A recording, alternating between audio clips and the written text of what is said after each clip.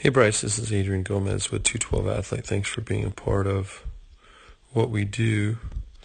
I'm trying to see this back leg. You're doing a great job off of this back leg. 108 degrees. You're really dropping and driving. So actually might be a little bit further. 100 degrees. That's what we want, really. Ideally, we want to be below 100 degrees, and you're really sitting off that back leg. I'd like to see the direction of your foot get inside and your knee get inside so that you can start pushing earlier.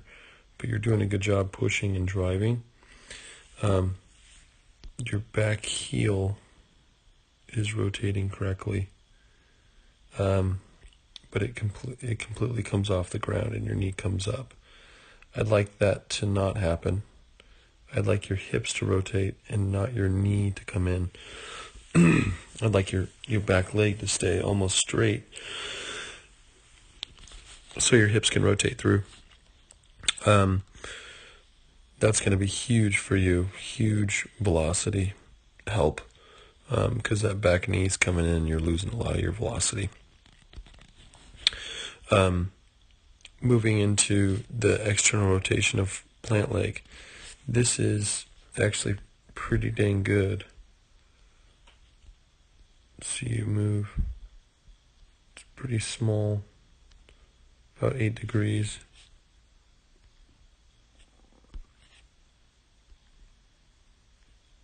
About 8-degree movement, which is pretty minimal, but that's something that you could work on with your front knee. At plant foot, I'm going to measure your angle.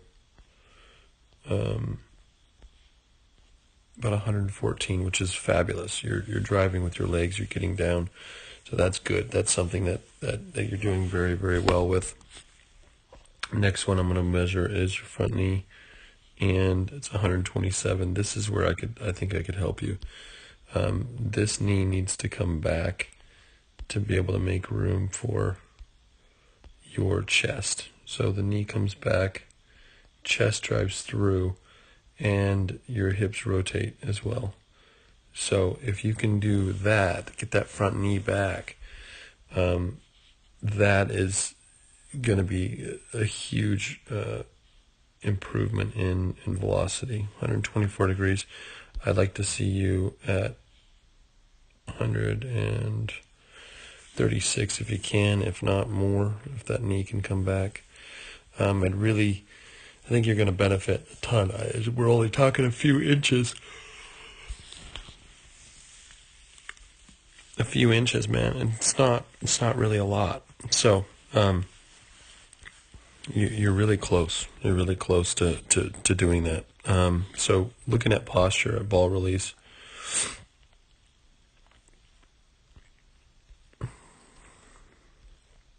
you're what we call a B posture, and your head's going here. Now watch how far you have to rotate to get there. So that's a huge head movement. What I'd like to see happen is you staying back in this position. So we're going to move your head just a tad, maybe 3 or 4 inches. And we're going to drive through that so that if your head started here and it finished here, it would be a lot less movement. If you had less head movement, you're going to be able to throw the ball where you want it, and you're going to be able to drive through that. So part of that front knee might be that inflexibility that you're looking at, but all in all, something that you can definitely improve on. Okay, so let's look at stacking. So that's your posture. Let's look at stacking. So your head never makes it over the rubber, and what I'd like to do is take this head, put it over that rubber.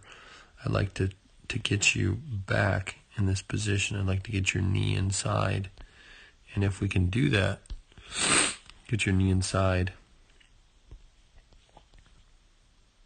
and get your upper body back, your head over this rubber, you're going to be able to stack longer and to be able to drive off that back leg for a longer period of time, and that's what's going to allow you to really throw with your body. So stacking is definitely something that you could work on. All right. Looking at front glove, let's look at where your front glove goes. It stays up early, it starts up early, and then it comes straight down. So I'd like to see this front glove pinch and drive this way to be able to rotate around your body.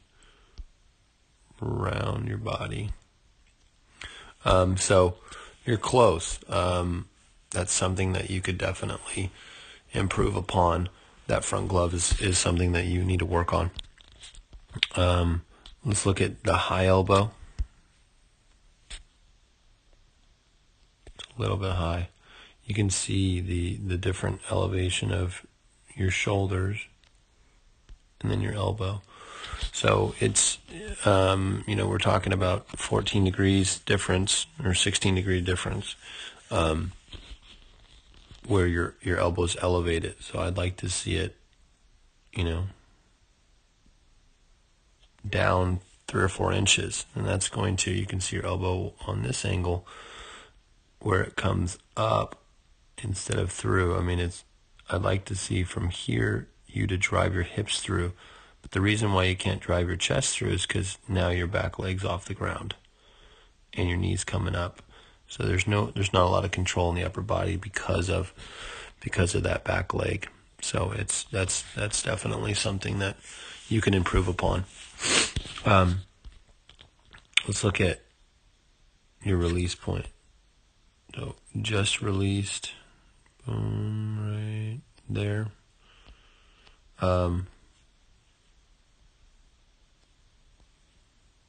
43 degrees, that's pretty good. Now, if that front knee comes back from 126 back to 136, then this 143 gets bigger and bigger and bigger. Let's see here. We can get it to 50. Talking 3 or 4 more inches, then maybe even less, 2 inches. And then bingo, bango, bongo, you got, better command, better velocity. Your arm feels a lot better because you don't have a high elbow. A lot of things. Last thing we're going to talk about is this hand fly out. Your elbow's elevated and your wrist goes outside of this elbow to come through. I want your chest to drive through earlier. You can see how your elbow's leading your chest. I want your chest to be first, then your elbow, then your wrist, and to come through. So we've got to make sure that this wrist doesn't come outside. So I definitely think you have an arm fly out.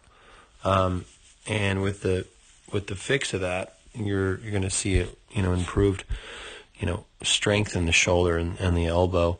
Everything is just going to feel a lot better when you're throwing. So thanks for being a part of 212 Athlete, and please let me know if I can do anything. Our online program